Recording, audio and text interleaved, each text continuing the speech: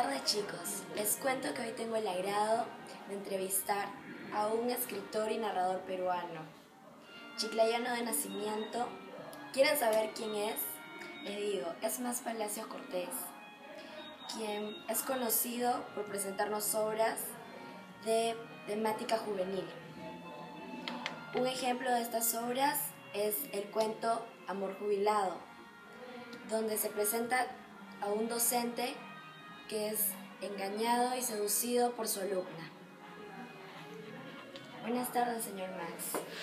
¿Cómo está usted?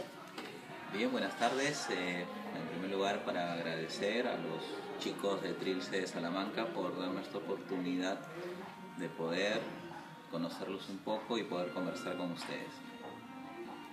Bueno, al leer su biografía, encontré un dato muy curioso acerca de sus estudios universitarios. Y es que si usted estudió Derecho en la Universidad Mayor de San Marcos, ¿cómo luego se motiva a hacer una maestría de la literatura peruana y latinoamericana? A ver, les explico. Los estudios de Derecho yo los realicé por una cuestión familiar, ¿no? Tenía 16 años y le dije a mi padre que iba a estudiar literatura, pero mi padre se opuso totalmente, ¿no? Como en algunos hogares cuando uno dice que quiere ser artista, escritor. Así que el camino más corto era el camino del derecho, que también tenía que ver con las letras. Pero una vez que ya estuve dentro de la universidad, me fui inclinando más hacia la literatura, ¿no? De tal forma que en lugar de ir a las clases de derecho, iba a las clases de literatura en la Facultad de Letras. Hasta que finalmente me liberé del derecho y opté por la literatura y terminé haciendo esta maestría en literatura peruana y latinoamericana. ¿Le fue difícil abrirse paso como escritor?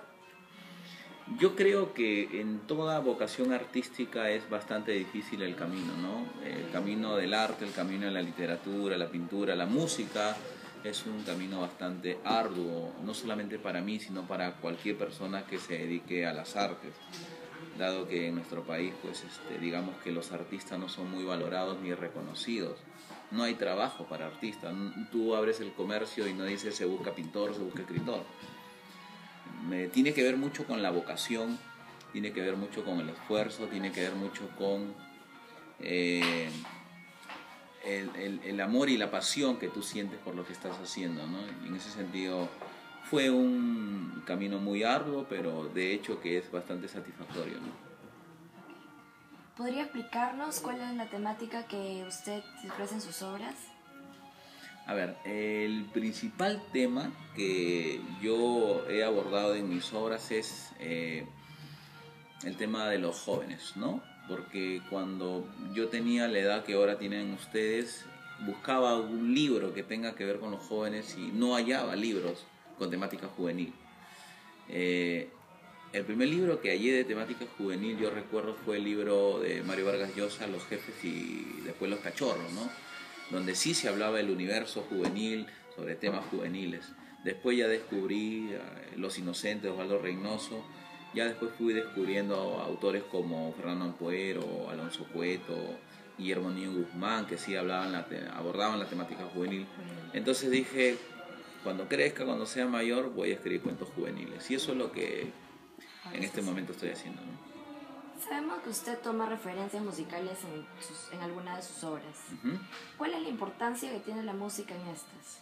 Bueno, la importancia de la música no solamente es en mis libros, sino también en mi vida. Forma parte de mi vida. Yo me levanto con música, camino con música, me acuesto con música. Es parte de mi vida. No podría tanto... La música, es tan importante como la literatura. De tal forma que cada uno de mis libros siempre va acompañado de una banda sonora musical, ¿no? Siempre vas a encontrar que en todos los libros hay música de diferentes géneros, desde los boleros hasta la música clásica, ¿no? Pasando por el rock, la salsa, qué sé yo, el jazz o el latin jazz, ¿no? Siempre va a haber esa banda sonora, porque yo creo que la música es alimento del alma, ¿no? ¿Y cuáles son los escritores que han influenciado en su producción literaria? Bueno, es una pregunta bastante complicada porque han habido muchos escritores. Finalmente un escritor se reduce a sus lecturas, ¿no? A lo que ha leído, ¿no? Pero yo creo que las primeras influencias que me marcaron fue la influencia de Mario Vargas Llosa, la influencia de Julio Ramón Ribeiro, la influencia de Osvaldo Reynoso aquí en el Perú, a nivel latinoamericano la influencia de Borges, la influencia de Julio Cortázar. Sin embargo, cuando yo empecé a escribir cuentos, mi principal influencia fueron los autores norteamericanos como Raymond Carver, Ernest Hemingway, J.D. Salinger, John Cheever, Scott Fitzgerald. O sea, fueron autores que más o menos van a marcar el tipo de literatura que yo hago, ¿no? ¿Y en qué medida su labor de docente ha influenciado en sus obras? A ver, no sé hasta qué punto la docencia ha influenciado en mis libros, pero lo que sí sé es que la docencia es el único oficio, la única profesión que me permite escribir, dado que tan solo me dedico a ella en las mañanas y tengo toda la tarde, toda la noche libres, ¿no? Entonces, digamos, es el único oficio que me permite escribir y además estar en contacto con el mundo juvenil, con el universo juvenil que trato de recrear en mis libros. Yo creo que por ahí es la cosa, ¿no? La docencia me permite estar en contacto con la juventud, de tal forma que voy captando sus inquietudes, ¿no? Voy captando sus sueños, de repente la música que escuchan, los temas que les angustian. O sea, la docencia de hecho que sí me permite estar en contacto con los jóvenes, ¿no? Y cuéntenos, ¿qué proyectos tiene usted a futuro? Ahorita me encuentro escribiendo una novela, es una novela de largo aliento, que tiene como contexto la violencia terrorista en el Perú en los años de guerra interna, ¿no? Pero a diferencia de las otras novelas que han abordado el tema de la violencia, en esta novela los personajes o los protagonistas son gente de Sendero Luminoso, ¿no? O sea, gente que así es, que han sido los victimarios de esta violencia, ¿no? Y bueno, les presto la voz narrativa para que ellos, más que explicar, traten de plasmar sus vivencias, sus experiencias, ¿no? Es una novela bastante dura, ¿no? Bastante fuerte. Y con el cortometraje que nosotros realizamos, ¿usted cree de que nosotros logramos transmitir la esencia de su historia?